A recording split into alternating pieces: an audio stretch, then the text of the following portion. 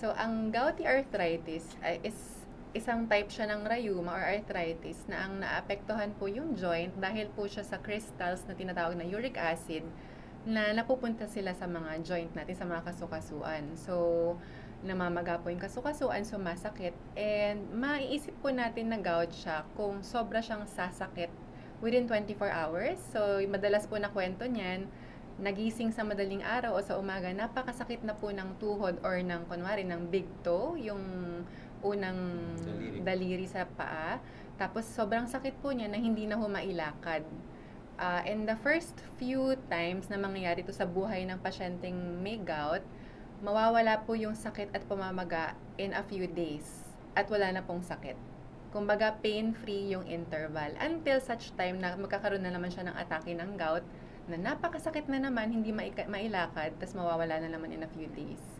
Yun po ang gout. So, sa simula po talagang kumbaga hindi mo makakalimutan ang first time na magkakaroon ka ng gout attack kasi napakasakit po niya.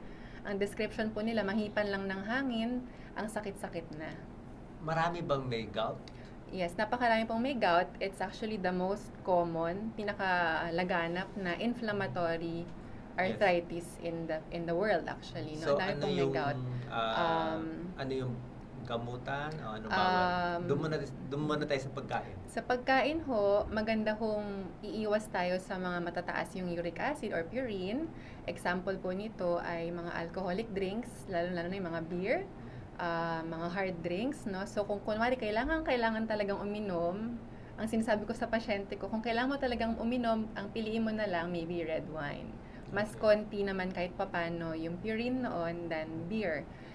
Maganda rin pong umiwas sa red meat, tulad ng baka, baboy, no? And seafood na shellfish, example po clams, tahong, maganda pong umiwas doon. Mga high fructose containing drinks and food, example po mga cake. Di ba po pag uminom tayo ng mga juice na matamis, nakalagay doon natural o organic or whatever, and then you see sa label meron pala siyang high fructose corn syrup, nakakataas din po yun ng uric acid sa katawan.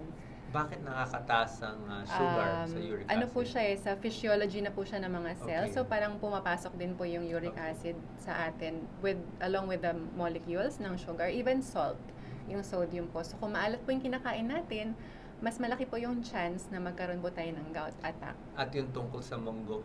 Yung sinasabi po namin na hindi po kasalanan ng monggo, kawawa po kasi yung monggo parating pinagbibintangan. No? So hindi po totoo na ang mga beans, monggo, mga mani ay nakakasama sa pasyenteng may gout. Kasi for example, kakain ka ng monggo, hindi ka naman kakain ng isang kaldero, di ba? Konti lang naman. Ang inisip nga namin, baka kaya sila nagkaka-atake ng gout pag kumain ng monggo kasi yung monggo may dilis, maalat o ano ba.